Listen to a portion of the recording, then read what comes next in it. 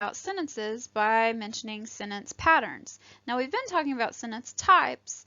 We're going to move into sentence patterns. By that I mean how subjects, verbs, objects, and complements work. Here are the four types. You have subject, transitive verb, direct object, subject, transitive verb, indirect object, direct object, subject, linking verb, predicate, adjective, subject, linking verb, predicate, nominative. It helps to know what a subject is before you try to dig into these. Subjects are created by nouns and pronouns. Now you can have adjectives to describe these in your subject, but the main part of a subject is a noun or pronoun. So nouns, person, place, thing, or idea. Ben is a name. He would make a great subject. He's a person. You could also have pronouns, which take the place of nouns. Instead of saying Ben, we might say he. So subjects are nouns or pronouns. And speaking of Ben, he's my brother, and he actually helped record a video that we can use to learn more about these sentence patterns. Let's watch.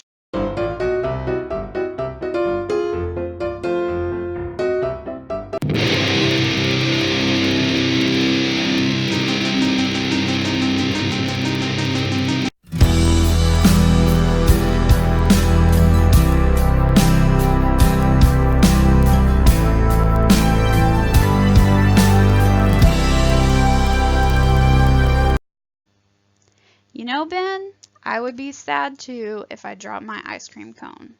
But thanks for helping us because we're going to use your situation, your life experience to talk about sentences. All right, so our subject was Ben. Noun, he's a person. Now we're going to move on to verbs. There are different types of verbs when we're trying to figure out these sentence patterns: transitive, intransitive, and linking. When starting with transitive verbs, these are action verbs that transfer. Transitive sounds like transfer. So when Ben drops the ice cream, if we put that in sentence form, we have Ben, which is the subject. What did he do? He dropped the ice cream. That's our verb.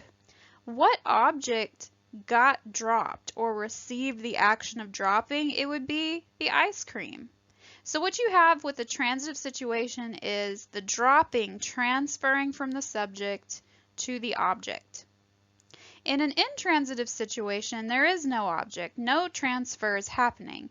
It's still an action verb, but like I said, no transfer. He cried.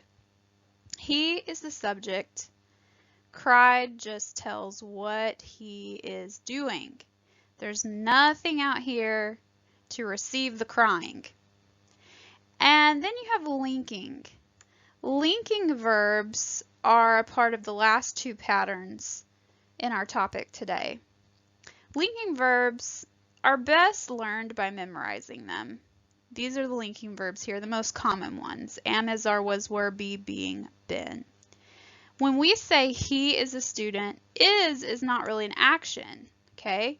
It's just linking our subject, he, this is our subject, to information in the rest of the sentence. Now, if this information over here is a noun, then it's called a predicate nominative. Nominative, think nominative in, nominative noun. It also means pronoun, so noun or pronoun. We'll talk about that more in a minute. There are other linking verbs like these, and you just have to ask yourself the question, are these words actions? Or are they linking information? Another technique would be to substitute one of these in. If I say he is sad instead of he feels sad and it works, then you've probably got feels as a linking verb. Anyway, we have our subject, he, and we are linking that to information in the rest of the sentence. In this case, sad is an adjective describing. So it would be, you guessed it, a predicate adjective. All right. Let's look at this in more detail.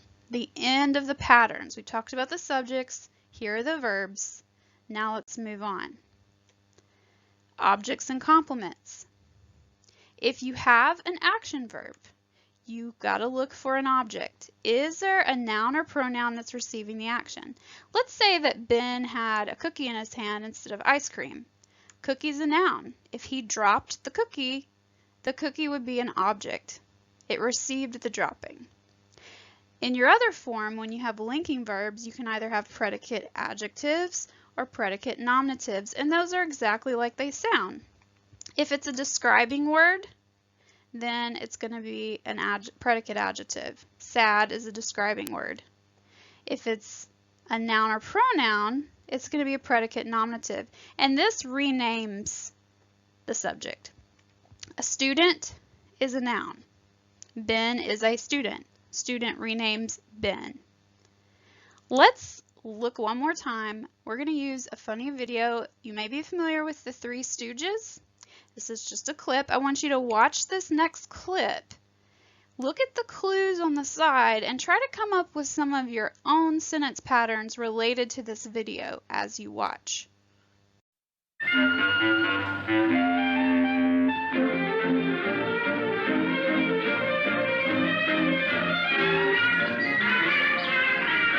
Gentlemen, gentlemen, don't you realize Miss Gail Tempest's life is at stake? Oh, Gail,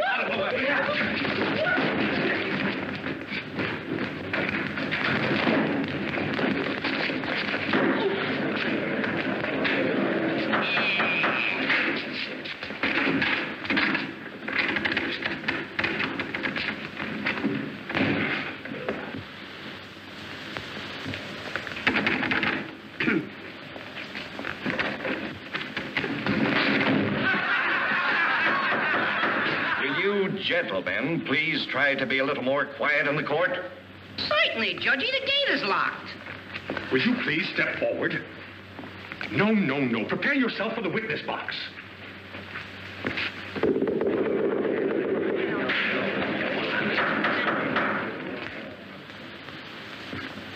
Take off your hat. Now raise your right hand. Now place your left hand here. Take off your hat. Raise your right hand. Now put your left hand here.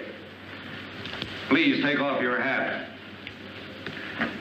Raise your right hand. Now put your left hand here. Will you please take off your hat? Raise your right hand. Now put your left hand here. Take off your hat. Raise your right hand. Will you get rid of that hat? Raise your right hand. Raise your right hand. Do you solemnly swear to tell the truth, the whole truth, and nothing but the truth? Huh? Do you solemnly swear to tell the truth, the whole truth, and nothing but the truth? Are you trying to give me the double talk? Do you solemnly swear to tell the truth, the whole truth, and nothing but the truth? Why don't you answer him? He's talking pig Latin. I don't know what he's saying. He's asking you if you swear... No, but I know all the words. He's asking you if you'll swear to tell the truth. Truth is stranger than fiction, Judgy Wudgy. Kindly address this court as Your Honor, and take the oath. Do you solemnly swear to tell the truth, the whole truth, and nothing but the truth? Certainly. What have I got to lose? Take the stand. Where did I put it? No, no. Take the stand. I got it. Now what'll I do with it? Sit down.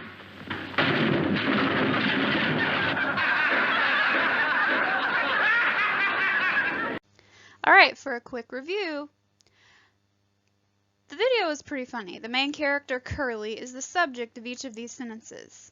Okay? He is a noun. Curly is a noun. Now, depending on what our verbs are, determines how our sentences form. Curly jumps. Does he jump anything? Yes, the gate. So the gate's our direct object. It receives the jumping. Then we can throw in an indirect object. He gives. What does he give? Well, he gives the hat, but there's also this pronoun here that's kind of indirectly involved in the giving. It receives the hat. So Curly gives the hat. That's the object that was given, and it is given to him. And that's kind of a trick there. If you can say to so-and-so, a lot of times that's an indirect object. Now, we said that was a linking verb. All right. Depending on what our final word is, determines whether it's predicate, adjective, or noun. Clumsy describes, so it's a predicate adjective. Witness is a person, so it's a predicate nominative. Witness renames who Curly is by giving him a different name. That's a quick overview. How about you try? Come up with your own example of each type of sentence based on the Three Stooges video. Or if that's too hard, you can come up with your own sentence from your own life experience if you've ever lost your ice cream cone or something like that. Thank you guys for listening.